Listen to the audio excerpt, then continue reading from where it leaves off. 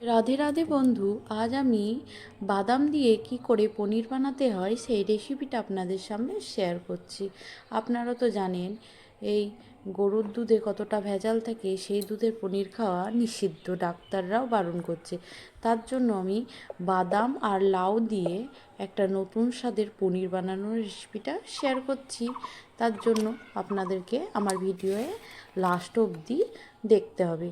তার জন্য কি করতে হবে, লাউগুলোকে ভালো করে মিক্সির জারে আমি পেস্ট করে নিয়েছি। তারপর একটা আমি ভালো দেখে পরিষ্কার কাপড় নিয়ে তাতে লাউয়ের রসগুলোকে ভালো করে আমি এটার দ্বারা ছেঁকে নেব।